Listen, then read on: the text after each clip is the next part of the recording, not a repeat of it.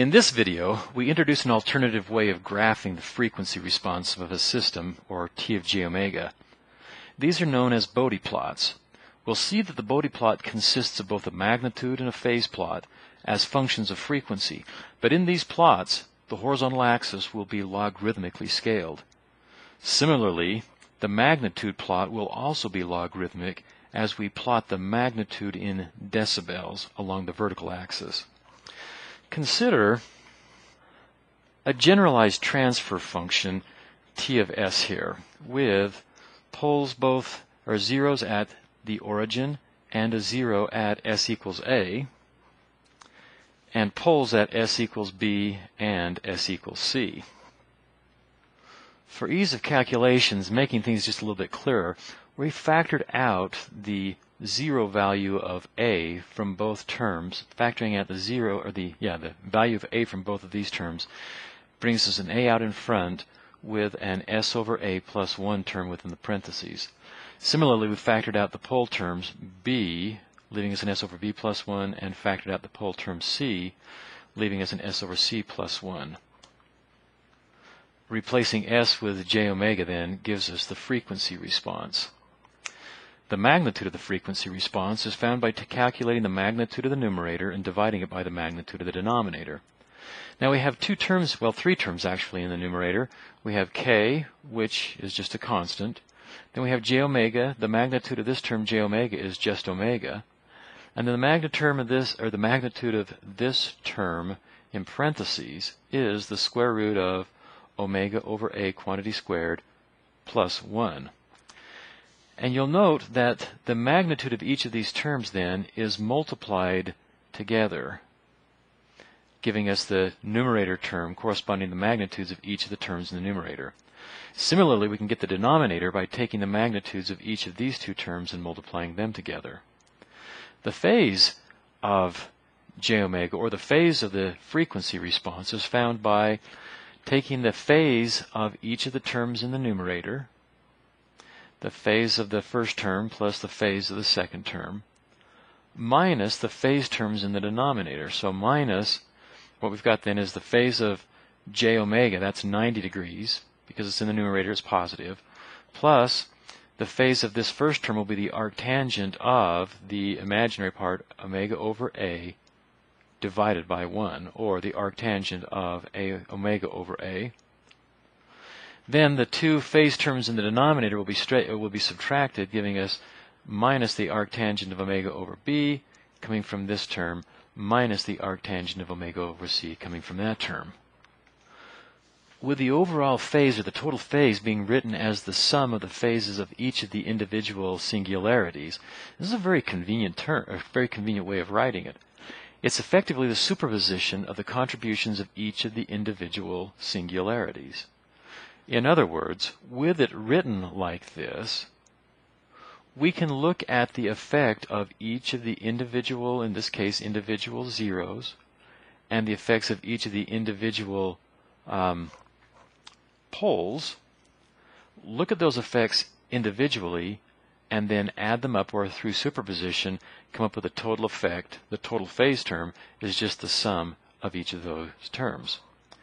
Now, it's not quite that clean and easy for the magnitude of the frequency response, because in the magnitude, as we've already seen, we have the magnitudes of each of those terms multiplied together in the numerator and multiplied by each other in the denominator. So we've got as we've said, we've got the magnitude of the 0 at the origin times the magnitude of the 0 at a, divided by the magnitude of the 0 at b, and divided by the magnitude of the 0 at c.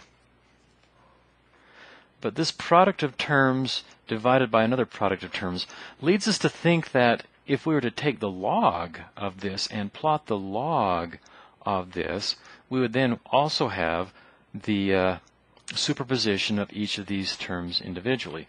So taking the log of this, and in fact not just the log but converting it to dB, so taking 20 times the log of the transfer function, we have then 20 times the log of the first term, 20 times the log of k, and we're using log base 10 here, plus 20 times the log of omega plus 20 times the log of this expression gives us the contributions of the terms in the numerator.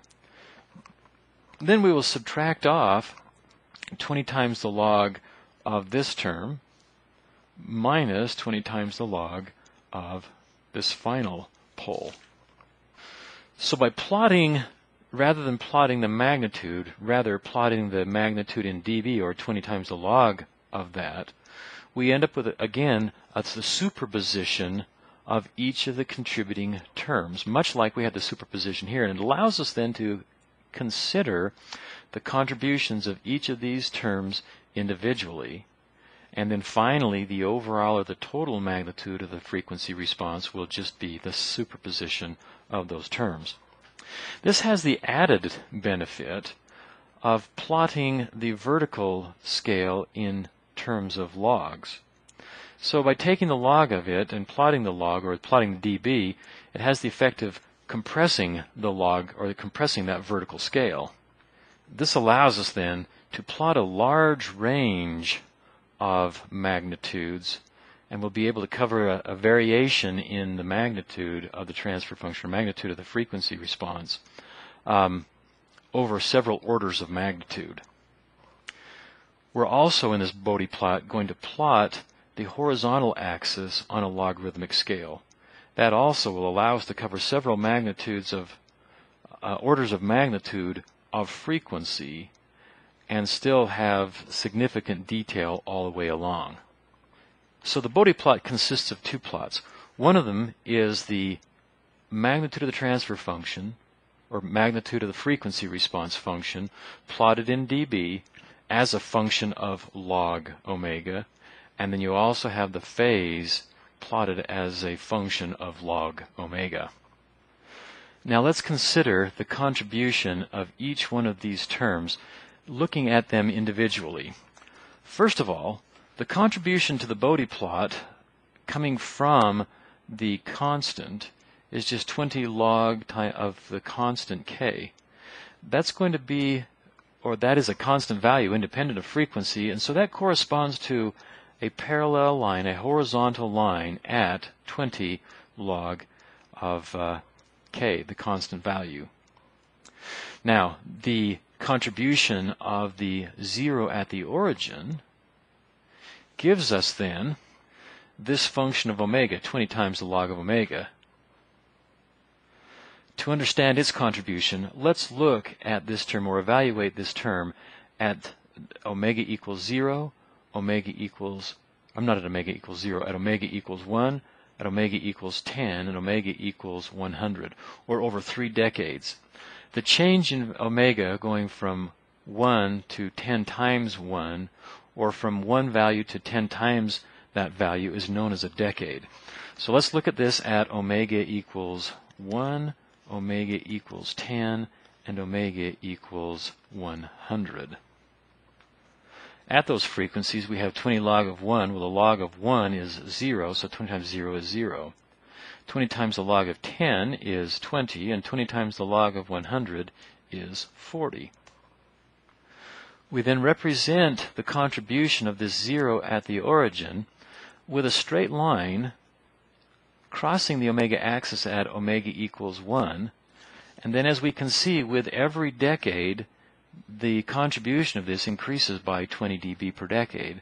And so we can graph this then as a line that intersects the omega axis at 1 with a slope of 20 dB per decade. If there had been a pole at the origin, in other words, an omega term in the denominator here, we would have had the same effect, only it would have crossed at the same point 1, but it would have had a slope of negative 20 dB per decade, negative because it would have been down in the denominator and subtracted off. Now let's look at the effect of a 0 located not at the origin, rather at a zero located at omega equals a. We have then the term square root of omega over a quantity squared plus 1. And we want to see what this does as omega ranges from 0 to infinity. So for small values of omega, or omega less than a, we have a number less than 1 squared, which makes it even more less than 1. And leading up to that, up to the point where omega equals a, this term is effectively dominated by the 1. And so we have the square root of 1, which is 1. So the log of 1 is 0. So a good approximation when we're drawing this Bode plot is that the contribution of zeros up to the point where omega equals the 0, we're going to just draw a straight flat line at 0. Continuing with omega beyond a, we have then a value greater than a over a. That's going to be a number greater than 1, which when we square it makes it even greater than 1. And before you go too far beyond a, this term here, the squared term dominates 1, and we're left with the square root of omega over a quantity squared, or just omega over a. In dB, that's 20 times the log of omega over a. Now, to understand what this is doing as we go beyond a, as omega increases beyond a, let's just take two different values of omega. Let's look at omega equaling omega sub x, and then look at 1 decade out, or 10 times omega sub x. At omega sub x, this term here will be 20 log of omega sub x over a. At omega equals 10 times omega sub x, this term here will be 20 log of 10 times omega sub x over a. Using the log or the product property of logs, we can rewrite this as 20 times the log base 10 of 10 plus, I'm going to write it down here, 20 times the log base 10 of omega sub x over a. Well, 20 log base 10 of 10, log base 10 of 10 is 1, 20 times that is 20. So this term then contributes the value of 20 plus 20 log of omega sub x over a as we go on out beyond a. Now, this term right here, 20 log of omega x over a, that's just the contribution at omega equals omega sub x. The contribution at omega equaling 10 times omega sub x is just the contribution at omega sub x plus 20 dB.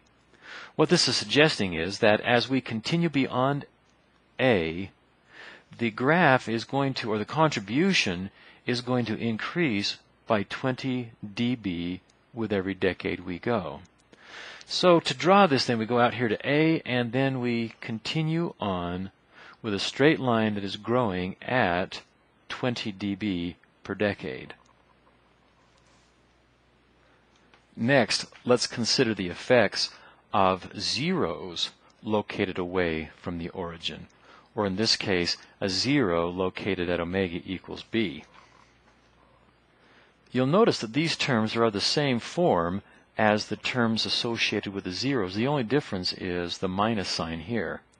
The effect of that minus sign is to cause the contribution to, as omega increases beyond, as omega increases beyond the pole value, the contribution drops off at 20 dB per decade. So the contribution of the zeros are that it's effectively 0 up to the pole, and then drops off at minus 20 dB per decade for omega values greater than b. Finally, let's look at the phase terms, the phase of our frequency response. Once again, it's going to be the superposition of each of the individual phase terms. This first phase term corresponded to the 0 at the origin, giving us 90 degrees. So the contribution of this is independent of frequency. It's simply represented by a straight horizontal line at the value at 90 degrees. In other words, the pole, or the 0 at the origin, gives us a positive 90 degree contribution. Now, had we had a pole at the origin, we would have had a minus 90 degrees, and a pole at the origin would have given us a minus 90 degree contribution to the phase. Next, let's look at the contribution of the zeros located away from the origin. In this case, we've got the arctangent of omega over A. Let's look graphically at what we're talking about. We're going to plot omega along the vertical axis, and the zero value will be along here. If we're talking about this term here, it'll just be A. And we're going to let omega go from 0 on out to infinity. At omega equals 0, we've got 0 over A, and the angle of that is just 0. So we start at omega equal, or at an angle of 0, and continue out as omega gets larger. At the point where omega equals A, we'll have a 45 degree angle. So at the 0 value itself, the phase term will have increased to 45 degrees from 0. When we're drawing this, we know that it's going to be going from 0 at the pole, or in this case at the 0 it's going to be at 45 degrees, and then as omega continues to increase, as omega goes to infinity, it's going to approach a phase shift of 90 degrees, positive 90 degrees for the 0 terms. The way we draw that, as I started to say, is that we come back a decade and we go out a decade from the 0 and draw a straight line showing that this is increasing at 45 dB per decade over the 2 decades. So the phase contribution of the 0 starts out at 0, and 1 decade before the 0 we start with a straight line going through the point at A, going through 45 degrees on up to here, and then we will have, this will continue to contribute a term of approximately 90 degrees as omega gets bigger and bigger. Finally, let's look at the contribution of the poles to the angle. Once again, we've got a minus sign here instead of a positive sign. But at omega equals 0, these terms, or this term here, is going to contribute no phase shift. And it will effectively contribute no phase shift up until we get closer and closer to the 0, or the pole itself. At omega equals B, we've got B over B, which once again corresponds to a 45 degree angle. So at the value omega equals B will be down here at minus 45 degrees, and as we continue on, we gain the rest, or another 45 degrees, bringing us down to a total phase shift of minus 90 degrees. And again, the bulk of that phase shift is going to occur between 1 decade before the pole and 1 decade after. So our contribution from poles located away from the origin is something like this, with a 45 degree phase shift at the pole itself. And once again, the total phase simply represents the sum of each of these individual phase terms. Up to about one decade before this 0, we have no contributions other than the pole at the origin. Then the pole, or I'm sorry, not the pole at the origin, the 0 at the origin. Then we continue on, we pick up the effects of the 0 located at A, so it would be this plus this on out to here. We'll then continue on, we'll have 90 degrees plus 90 degrees, so we'll be at 180 degrees of phase shift at that point, until we get to the point here where this 0 starts kicking in. It will then introduce a negative, or a contrary phase shift, start pulling it down from 180 degrees. And had we gone on, we would have had another one out here at C, which would have done something like this. And then as we go toward infinity, we would have had the pole at the 0 at the origin giving us 90 degrees. We would have had the 0 at A giving us 90 degrees. We would have had the pole at B then giving us 90 degrees, and the pole at C giving us 90 degrees also. These are both minus 90 degrees. So by the time we get out there to infinity, we would have gotten back down to a zero phase shift. So you can see with these kinds of approximations, we can go through and draw straight line estimates, and they're really quite good estimates of the Bode plots, which again are the frequency response functions, both magnitude and phase, plotted as we've discussed.